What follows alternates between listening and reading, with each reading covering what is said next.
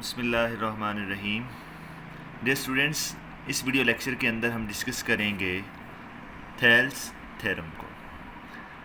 पहले हम देख लेते हैं कि थेल्स थ्योरम की स्टेटमेंट क्या है, थेल्स थ्योरम कहता क्या है।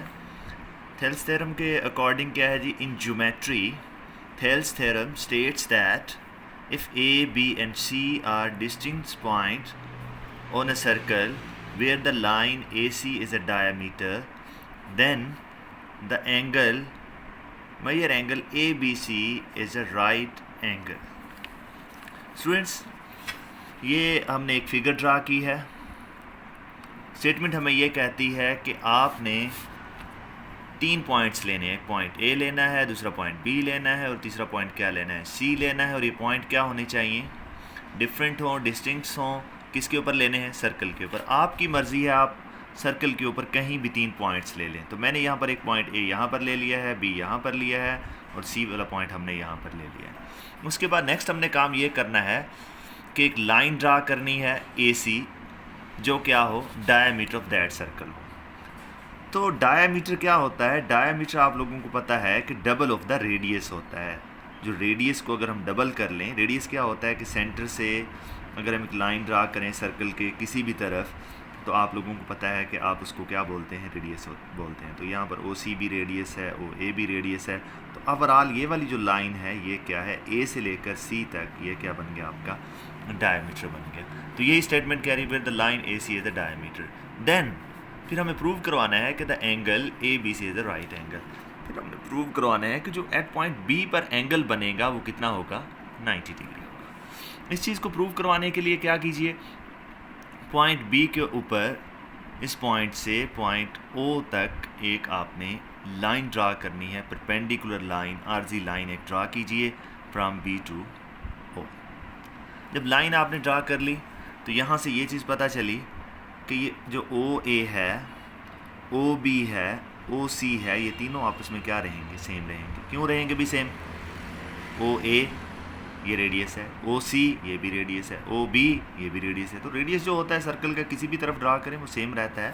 दैट इज़ वाई हम कह सकते हैं कि OA, OB और OC ये जो साइड्स हैं, side OA, side OB, side OC, ये क्या रहेगी, सेम रहेगी।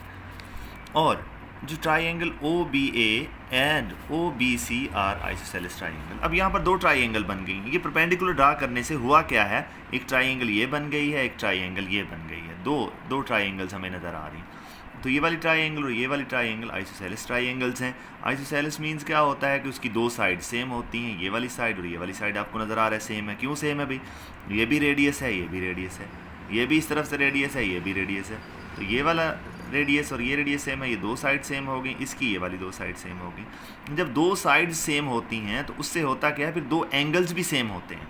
तो यहाँ पर एंगल्स क्या होगा, इसके सामने वाला एंगल ये है, इसके सामने वाला एंगल ये है, तो ये दोनों आपस में क्या होंगे, बराबर होंगे। तो मैं इसको कॉल करता हूँ, ये वाला एंगल पॉइंट C के एंगल को हमने नाम दे दिया बीटा, पॉइंट B वाले एंगल को भी हमने नाम दे दिया बीटा।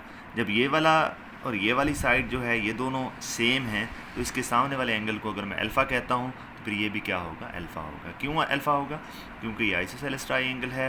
तो ये जो एंगल्स होंगे ये सेम रहेंगे, क्योंकि 2 साइड सेम होती हैं तो 2 एंगल्स भी क्या रहते हैं, सेम रहते हैं। तो बस फिर हमने यही चीज़ लिखी है कि जो major angle OBC is equal to major angle OCB and major angle OBA is equal to major angle OAB। Beta is equal to beta, alpha is equal to alpha रहेगा।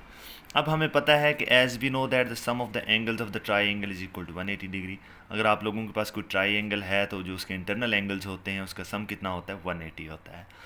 तो यहाँ पर जब हम इस ट्राइंगल की बात करते हैं A B से C तक, तो इसके जो इंटरनल एंगल्स होंगे वो भी क्या होंगे, 180 होंगे। तो ये कितना है, अल्फ़ा है।